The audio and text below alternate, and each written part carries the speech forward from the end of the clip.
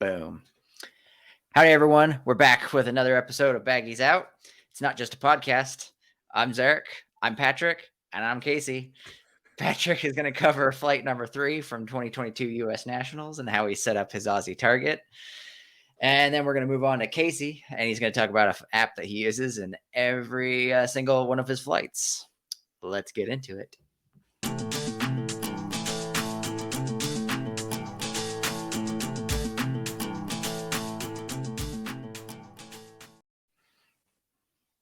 Hell yeah. Nice intro. Oh, it was so good. Fancy. All right, today we're looking at 2022 U.S. Nationals Flight 3 from Scottsbluff, Nebraska. I usually will just look kind of over the whole sheet here, looking at this top section. It'll tell you the sunrise, sunset times. In this case, it's a morning flight, so it's going to be 6 a.m. for a sunrise. PZ enforcements, launch areas, which is either going to be a common launch area in this case, or go find your own spot to launch from. Launch period, green flag plus 30 minutes. Next briefing time, solo if required, and then search period. And in this case, we actually have a couple notes. Just we're flying fairly close to an airport, so they have arrival and departure times. And then I think it's later in the week here, so they're shortening up the protests and complaints. They actually gave us a intended green flag, which is 6:10. Moving on, we're looking at a pilot declared goal, a fly on, judge declared goal, and a hesitation waltz. So since the pilot declared goal and the fly on are kind of movable, I usually will wait until the end as well, kind of like Zarek does, and put those in after. So I'll input the judge declared and then hesitation waltz, and then I'll go back to the fly on and pilot declared goal. Since there is a common launch, I'm going to actually put that in first. Normally that's not something that you would do, but in this case I do like to have it that way. It will give me my starting point, and then having the judge declared goal, I'll have kind of a line where I can put the fly on and pilot declared goal later. So I'll wait for this to load, I guess. We're going to open up Waypoint Tools, and we're going to call this one, let's see what my notes say here. Just common launch is what I had before.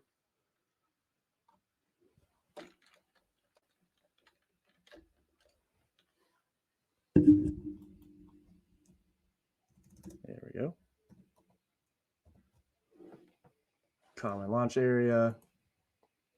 And we got a coordinates of 9763 and then 4802.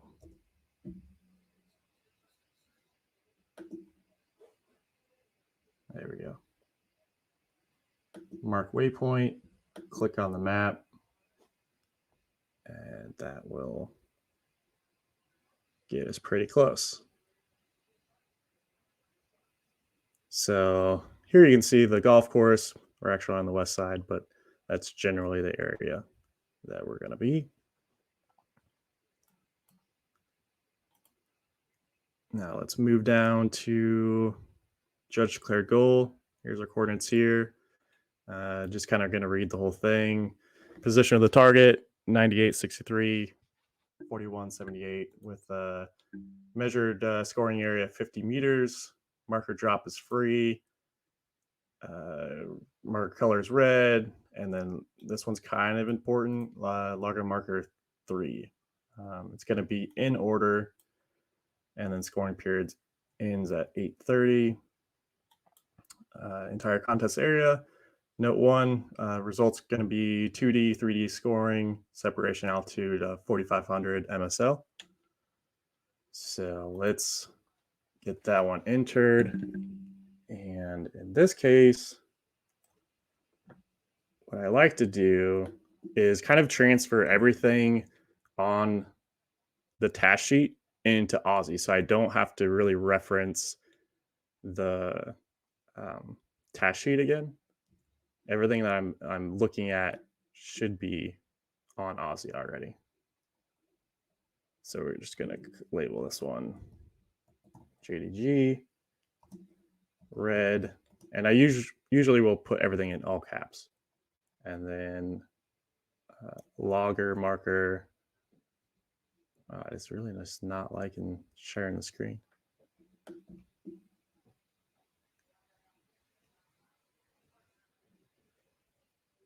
But logger marker 3 is what we're gonna finish this as. There we go.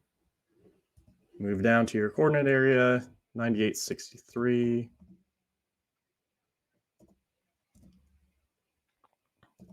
4178. I generally don't care too much like what the reference scoring area is in this. I usually just leave it at whatever it was left. Sometimes it's 100, sometimes 50, but so we're just going to leave that. Click make waypoint, click back on the map, take kind of a quick glance, make sure it seems like it would be in the right spot.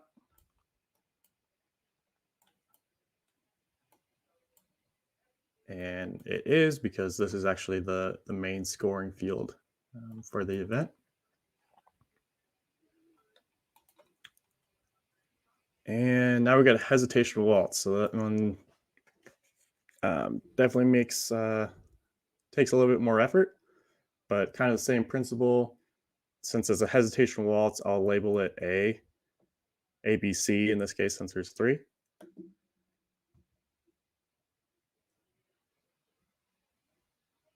Okay, there we go, back up. So for the hesitation waltz, we're going to label it A, HWZ, logger marker 4.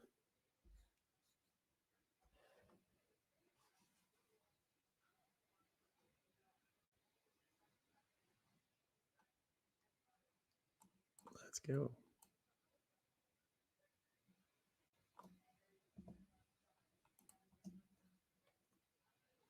And since there is no actual marker drop on this one, that's all that I'm gonna really have. Once I can upload it.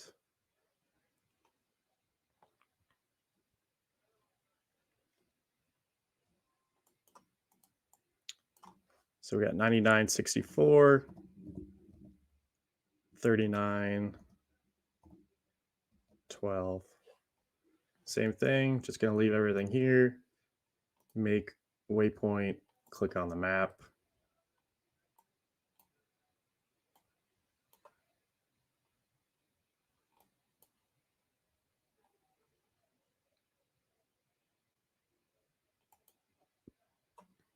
And here we got our hesitation waltz A target. Since there's 2 more on the hesitation waltz, we're going to change this A to a B. I know some guys use 1, 2, 3. That works just as well. Just whatever you're doing, just kind of keep it consistent and match what your team is doing. Next target is 0049, 38, 32. Same thing, nice and easy. Click on the map, comes down here, change the B to a C.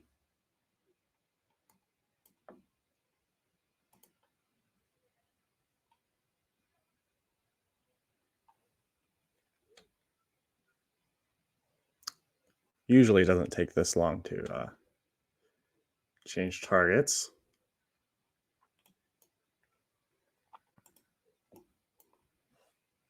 Last target C, which that didn't change. We're going to change that now.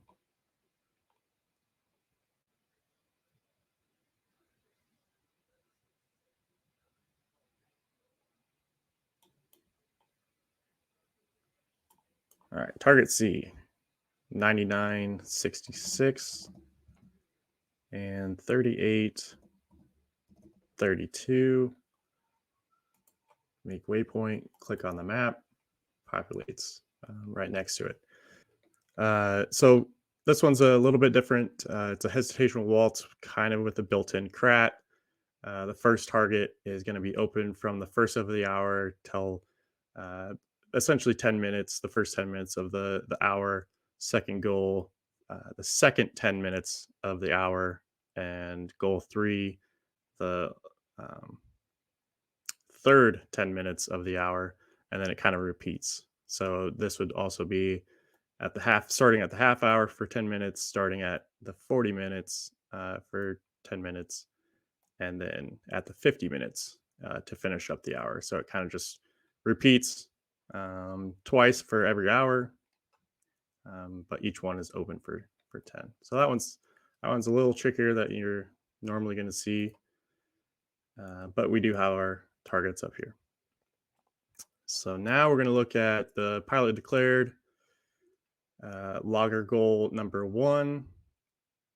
Goal altitude 5,000 feet, marker drop none. Logger marker 1.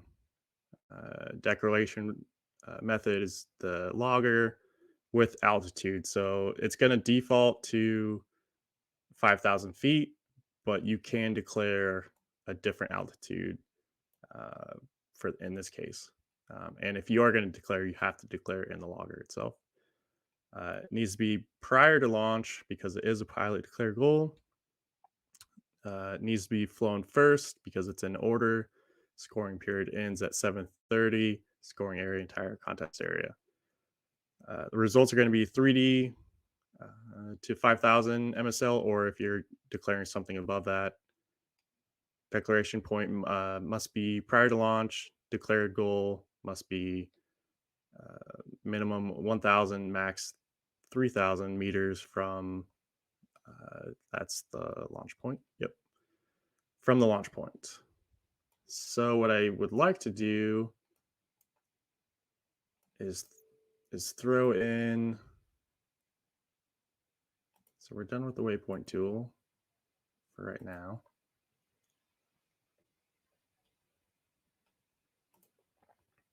So what we're going to do now is draw a couple rings here. And so we're going to open the ring, task ring little tool. And we're going to put 1 for 1 kilometer or 1,000 meters, and then 3. I'm going to select waypoint, which is going to be the common launch, and then we're just going to draw the 2 circles around it. So what this task sheet is calling for, anything in like this donut area to have your pilot declared. So anything inside of it's going to be too close to the launch point. Anything outside will be too far. So from there, you can pretty much pick any target that you feel is going to be pretty decent. So we'll bring up the waypoint tool one more time. And we're going to label this pilot declared goal, PDG. And what I like to do is put LM for logger mark. Sorry. What I like to do is put DEC for declared and 1. And then what number for the logger itself for the marker. So we're going to put LM and 1. So we got logger declared 1. That's why I have the DC1. And then for the logger marker 1, I have LM1.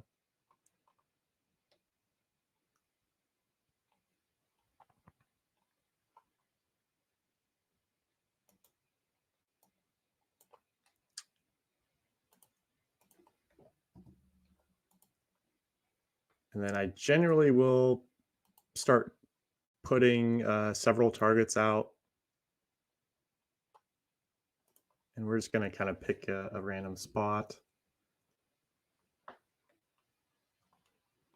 And here we go. So we got our first pilot declared goal picked out.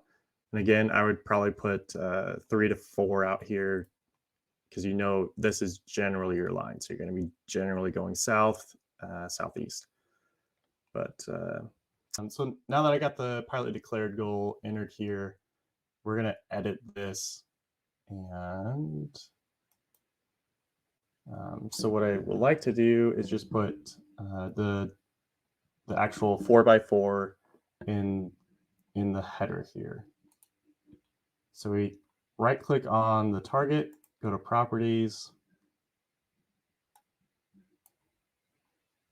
up in the name is where we're going to change it.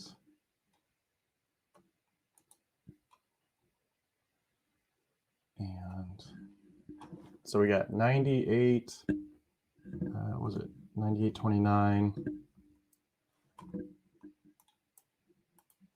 Should have wrote that down.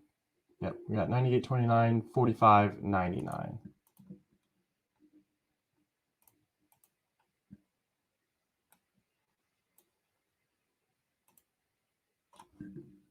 $45.99 space. So now we got our pilot declared set up and labeled correctly. Ideally, you're going to do that for each pilot declared goal that you have. This helps later on when you're out in the field. This is what I'm doing in the briefing. But when I get out to the field, I don't want to really have to spend that much time looking for the 4x4s. And this is just one way that I kind of speed up that process later. It takes a little bit of time to start, but helps in the end. Moving on to fly on. So we got logger goal number 2, kind of the same deal. Goal altitude 5,000 feet, no marker drops. Logger marker 2, declaration method, logger number 2 with altitude if greater than 5,000. Task going to be in order. Scoring period ends at 8. Entire contest area. Scoring is going to be 3D at 5,000 feet unless you declare something else. Declaration point must be on or north of the northern line 4,600. And then the declared goal must be on or between the north grid lines 4,250 and 4,450. So this one is going to test my Aussie skills again. All right, so moving on, back on the fly on here. We got the scoring area opened up because we have a couple of lines that we need to put out here. And what I like to do is put kind of a red line for drawing your line to stay behind to declare. So you can basically change declarations up to this line, this red line. And anything past that, you're going to get dinged. So that's why I use red, just to kind of give me like a warning line. And since it's 4,600 northern, we're going to type in the northern line here, draw a line at 4,600. We're going to click that and then click back on the map.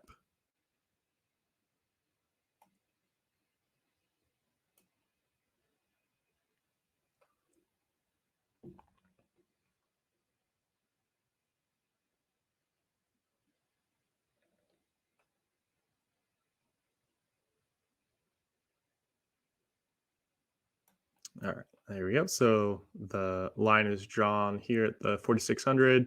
You can see I have it fairly extended, just so if I go clear out here for some reason or clear out to the left, I'm pretty much covered.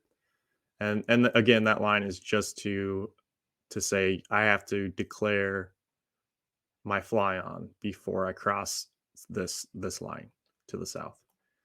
And so moving on to note 3, we need to make 2 lines here, one at 4250 and then another one at 4450.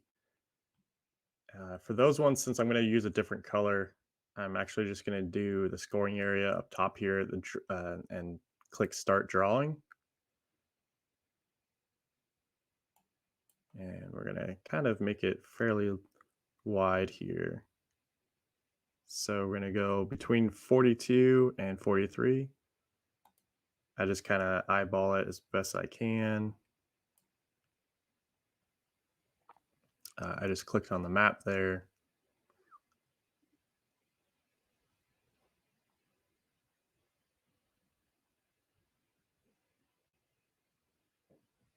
And we're just going to slide the screen over. And again, in between 42 and 43, we're just going to click right about in the middle.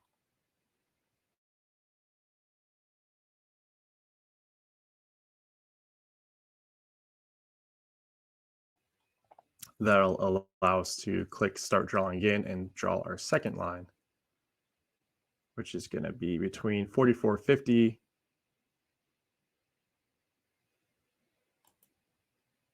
and, or sorry, it's going to be on 4450.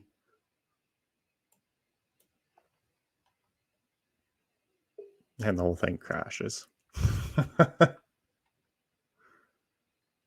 Close call. All right, we're back. We're going to continue drawing our line, slide over, and click on the 4450. So between 44 and 45. Right about the middle there.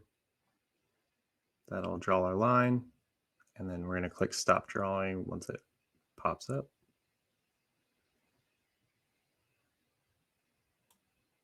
And click Stop Drawing. So now we got our 3 lines here. Our red line saying that we need to declare our fly on before it, and then our 2 green lines to have our goals in between. What I like to do, again, kind of like the pilot declared, is have multiples set up, but we're just going to show one for right now. We're just going to kind of pick what's in line. So our launch point is up here. We got a pilot declared goal right here, and then a hard target of judge declared goal down here. So we're going to probably click somewhere about here. Certainly avoid the mitral airspace, but we're supposed to be at 5,000 MSL. So technically that airspace really doesn't matter too much. But again, we're going to open up waypoint tool. Got a new, and start kind of filling out the name.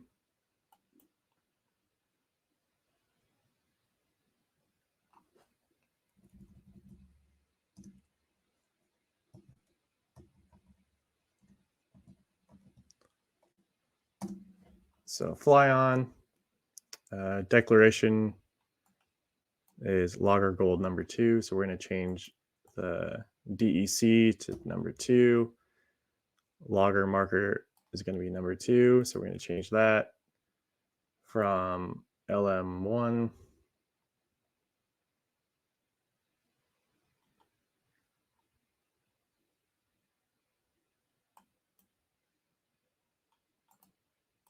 So we're going to change that from LM1 to LM2.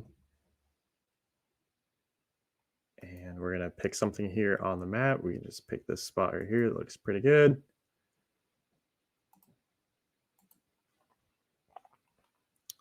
And the last thing that I like to do, again, kind of what I did with the fly on, or with the pilot declare goal, is put the coordinates at the front of this. So we're going to put 9836.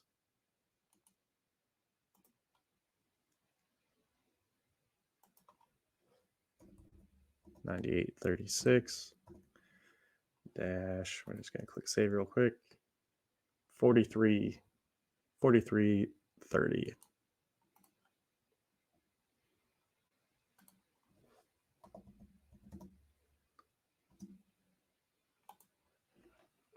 Just like that. And again, you're going to have multiples around here because you can change which goal you're going to go to until you cross over. So you could be kind of looking at which direction you're going to go. If you're going to go over here, or kind of hit the middle. And that's how I set up my flight 3 at 2022 U.S. Nationals. Thanks, Patrick. We'll move on to a couple questions and comments that I wrote down as we were going over it. First off, I like your logger marker and the declaration marker or declaration goal number in your labels. Mm-hmm. I'm probably gonna start incorporating that in my own flying. You gonna steal it? Yeah, I'm gonna steal it. That's all I'm really doing this for, is just to steal techniques from y'all. That's all right. I'm sure I'll pick some up from you too. Yep. Whenever I say it's something just smart eventually. Yeah, it's just super handy to have like on screen. You don't have to, I mean, depending on how you set your table up and stuff, but you don't have to like look over the task sheet and sort out where it's at on that piece of paper. Yep. I like it's right in your face. Cool. The other thing that like was different versus mine was so like you make all of yours the same color no matter what. It's always just that pink color. You don't change it to a red background for a red baggie or whatever. It's just all in the label name. Yep. I like to just make it stand out. So I don't necessarily like to change the colors. Plus, it takes a little bit more time, which this process already takes a lot of time. Like it's a lot of prep during the meeting or the briefing itself. So it's one thing to cut out. And again, if I can just read it, I'm good with that. So I don't change the colors. Makes sense. I tend to do the same thing. Just as a default, just do it automatically all one color, and then if I find I have time, like on the drive to a launch site, I might go in there and actually change them to the marker color to match the target. But yeah, I do like pink or lime green or something like that. Same type of deal. Just something to stand out on the map. Yeah, and I figure one of the reasons I like everything being the same color is because it does stand out, because then you're not like accidentally blending in with like red zones or whatever else. Yeah, makes sense. Yeah, exactly. In the case of the Hezwaltz, since you're labeling everything else, do you leave any notes typically for like in a crat, since this was more like a crat type task anyways, like anything that has timing, do you put those in the labels usually? Or no, I won't put them in the labels. At most, I'll kind of write them in giant like numbers and letters and stuff on the back of the paper. But primarily it's going to be talking to my crew and having them read back like, hey, this is what it's going to be in like 20 minutes. So what I'm generally doing is looking at how long is it going to take me to get to those, and there is a tool for that in Aussie, and it'll basically tell you when you're going to be there, so you can say, hey, which one's going to be open at these times, and they will kind of reference that back to me, and that's how I keep track of that. So there's a lot of ground crew support on those ones. Gotcha. Cool. All right. Awesome. Thanks for showing that off. Let's roll over to Kasey. Kasey. So what, you have an app that you use on every flight. What do you got?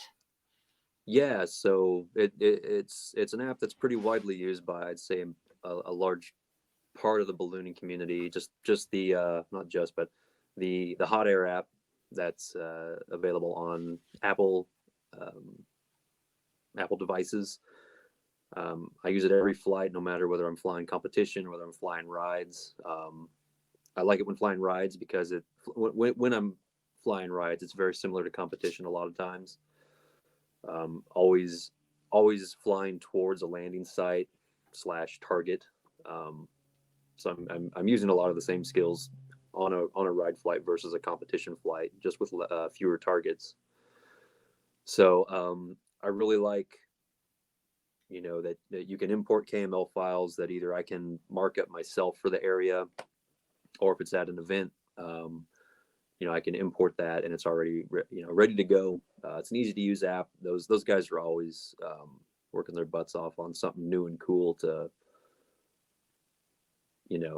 add to the user's experience on that app.